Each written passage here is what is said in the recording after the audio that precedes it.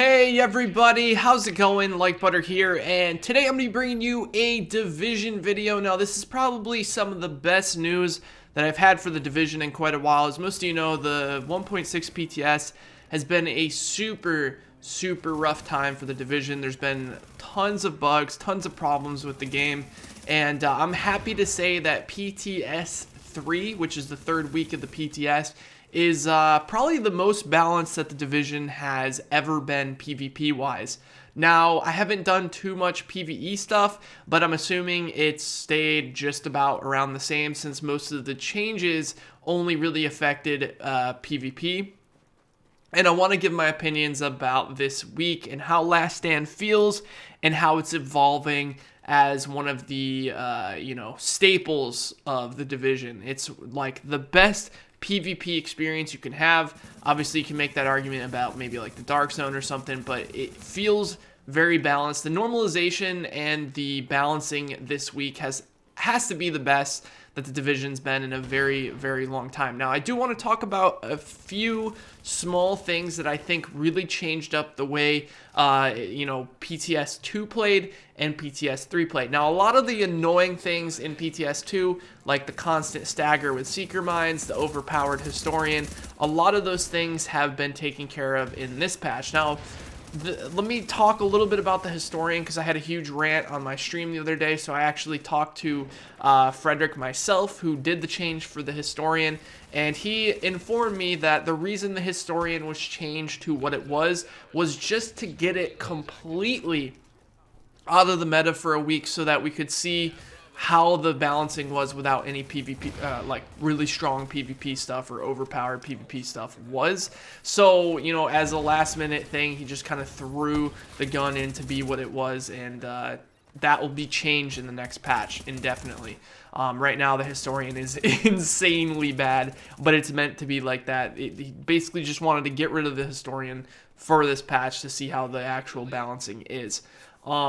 I like the idea that they had for the Historian. It's kind of interesting. Basically, your bullet damage does nothing, but the explosions do most of the damage. However, when you take things into consideration like headshot damage, crit chance, all these stats that you can get on your gear, it makes it completely a pointless weapon. So I'm sure there'll be some changes. My suggestion was to make it the same exact stats as a regular like classic M1A, but for the third talent, make it so that maybe, each bullet that you hit explodes for 200% of stamina. I think there needs to be more incentive to build tank in this game, like actual true tank, and I think it would be a really cool weapon. Now, 200% mana or 250%, did I just say mana? 250% stamina would not make a lot of change, but it would definitely give full tank players a chance to do a little bit of damage and help their team just a tiny bit. So that would be my suggestion for it. I think that the problem wasn't that the Historian was too strong. It was that the Historian was too strong when you built full skill power, and the electronic builds were possible in PTS 2 because everyone's mitigation was set to 70%, which made everyone just really tanky. Now, if you put all your points into skill power, you're going to get absolutely folded over by somebody who's a DPS player. So I don't think that, it was super strong because of the weapon itself. It was just the fact that it scaled way too hard off of skill power, and skill power is just something that you could get on pretty much everything, and also get super, strong skills on top of that talent as well. So I think that if they make it into a tank gun, or even if they put it back to skill power, I wouldn't really even mind. But it can't be 20% of skill power. It has to be like 250% of their electronics or something. But anyways, enough about the Historian. I want to talk about the core balancing of the game.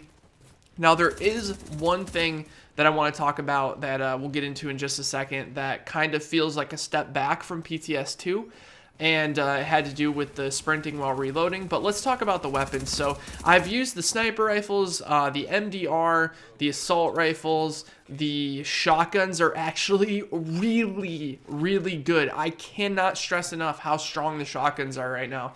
People think that in order for a shotgun to be viable, it has to be a one-shot machine. That's actually not true. I've been seeing people running around with the Medved, with the SASG, with the Tactical 90 or whatever. It's like the M10 or whatever. You can see it right here. People also using the Showstopper. There's a lot of people using shotguns right now, and they're being very good.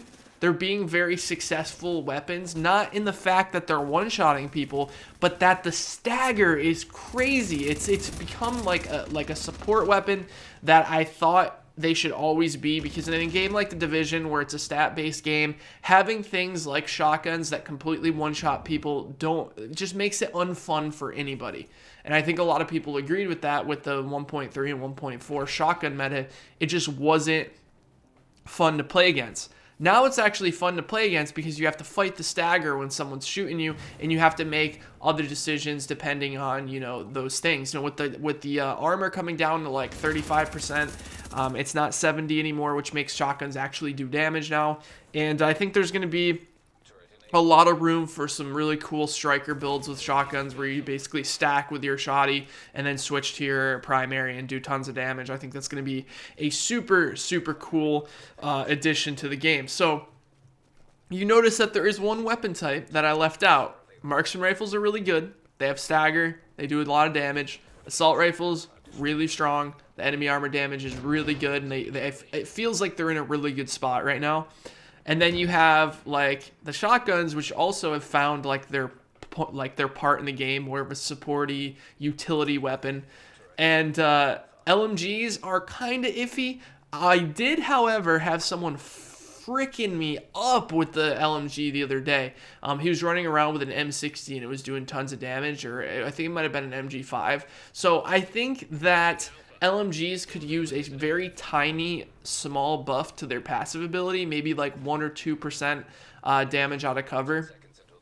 But the one thing that I haven't mentioned is the SMGs, and I just made a video yesterday, or the day before yesterday, talking about how SMGs really, really need a buff.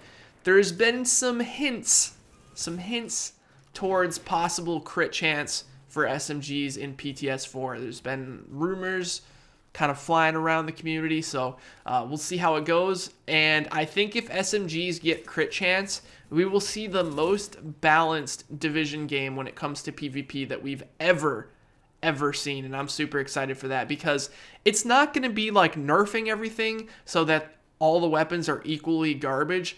You're actually going to see, if SMGs get crit chance, they're going to be really good weapons up close, and you're going to be able to spec into a lot of crit damage. You're going to see deadly becoming useful again, and then assault rifles are going to be that really good high power weapon from medium to long range and short range if you have, like, you know, if you're panicking and someone's pushing up on you. And LMGs are going to be more of like a support kind of you know, suppression weapon, where you can just give constant suppression to, like, on an enemy, and constant damage while your teammates kind of do some other tactical things while you're shooting.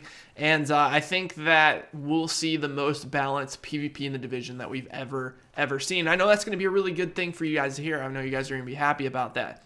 However, there's one thing that I noticed in this PTS that didn't happen in the last PTS, which made me have a new respect for one of the mechanics that changed in PTS2. Now, I know this isn't going to be a popular, like, you know, thing, because a lot of people didn't like this, but I think that the not being able to run while reloading was one of the best things that could have ever been put into the Division PvP wise. Now, I understand totally in the Dark Zone and in PvE, it may just feel a little bit off, right? Not being able to sprint while reloading just might feel wrong. And I understand that, because if you look at the way the DZ is set up, it's kind of like a cat and mouse, where one team goes rogue and then you chase the rogues around. And if the rogues are just sprinting constantly and not shooting, but the people trying to tag them constantly have to, you know, not sprint while reloading, I totally understand why in the Dark Zone not being able to sprint while reloading is shitty. And same thing with PvE, it might just feel off when it comes to the flow of the game. However, in this game mode, not being able to sprint while reloading made the game much more tactical. I remember in PTS2, the second week, everyone was kind of aiming and playing smart. Like, if you had to reload, you had to find cover, you had to find something to run behind so that you could reload. Now, since they took that out, you're just seeing people running around and circle strafing again. Now, why is the circle strafe back, right? A lot of people think, oh, it's the hipfire. The hipfire is not the issue in this game. That is not the issue. You can nerf hipfire they've nerfed hipfire like 30 times at this point, and it's not helped. And why hasn't it helped? Because if you have no risk for running out in the open, then hipfire will always exist. Now, the risk in PTS2 was the fact that if you ran out in the open and you hipfired and you missed your entire magazine, you were completely screwed because you could not sprint while reloading and you were in the open, which meant you were a super easy target for people to focus you down.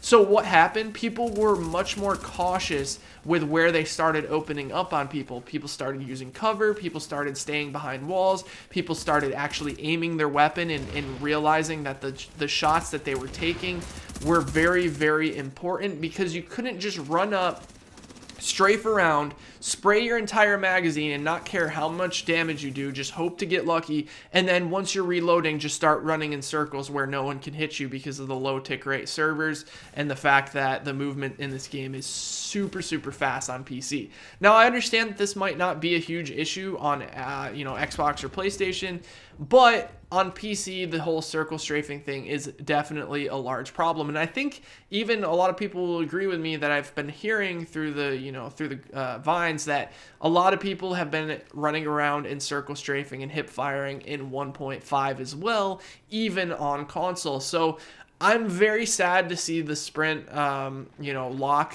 go, because I think it was really good for this game mode, because like I said, it's not like cat and mouse like the DZ is. There's actual, tactical locations that you have to get to and objectives to play. So it felt very good PvP wise. It just felt correct. And now it just seems like everyone's running around and hip firing again and running in circles, and there's no type of drawback for just running out and shooting your entire magazine and not worrying about how many shots you hit like there was in PTS2. So the only step back that I see in this patch is that, and I know it's not a popular opinion. I think a lot of people will probably disagree with me that they hate the reload, not being able to reload while sprinting. And I don't think it's because people think it's worse for the game. I think it's after playing this game for an entire year to have a major mechanic change like that just feels off. And I agree. But I promise, the more you play, the more natural it feels, and you start to realize that it's actually better for this game mode specifically. So I don't think they're going to do it. Actually, I'm almost positive that they're not going to do it. They're not going to add, the sprint lock again. But it almost makes rolling kind of pointless. Like, rolling's pointless now. There's no reason to roll when you can just run in circles and make everyone miss you. Of course, there's counters to that. You can throw grenades at the ground and stuff, but I also noticing that grenades are a lot less useful in this patch too, because people are so vulnerable. So I guess that's a positive thing, because you don't want grenades to be the only way to get kills. But I don't know. Let me know what you guys think in the comment section below. Apparently there was a huge uproar about the not being able to reload while sprinting, and I personally, almost all of my Twitter followers who tweet me and a lot of my viewers seem to have thought that the not being able to sprint while reloading made the game feel more tactical and made the game feel just better overall. So I don't know. Let me know in the comment section below. What is your reasoning behind not liking it? Now, if it's Darkstone or PvE, like I said, totally understand. But in this game mode, in a objective-based PvP 8 vs 8 normalized gear game mode, why? That's all I want to know is why. Why did it not feel correct? And remember, also, if you're on console, you have no idea what it feels like to have this new mechanic. So people in the PTS, PC players, do you guys not feel like the circle strafe, whole 3-meter hipfire fest is back? Because I do. I feel like it's back like it was, and it even though the normalization and all that stuff feels really good, I just can't help but miss those like gunfights where two players were literally in the open aiming at each other, and the person with the better aim would usually win.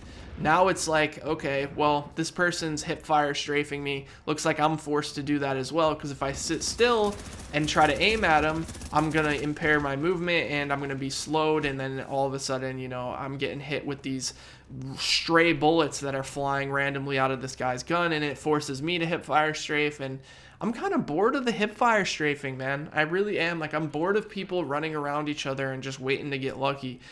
One thing about PTS2, it's just, it was so dependent on how precise and how good your aim was, and I really miss it in this game mode. I do. Anyways, thank you guys for watching this video. Like I said, overall, PTS 3 is great. It's starting to become polished. I think if we get a PTS week 4 and then they make small little changes after that, once they see what the balancing is like, I think we're in for a very 1.4-ish type of patch when it comes to PvP. So I'm super excited for that. I'm going to be playing Wildlands. I'm actually downloading it now. So if you're watching this on the 3rd, I'll be playing Wildlands at night if you want to stop in there. If not, I'll probably be streaming it the next couple days. The beta's live. So I want to try that out and see how it goes. But anyways, thank you so much for watching this video. Thank you for listening to what I had to say.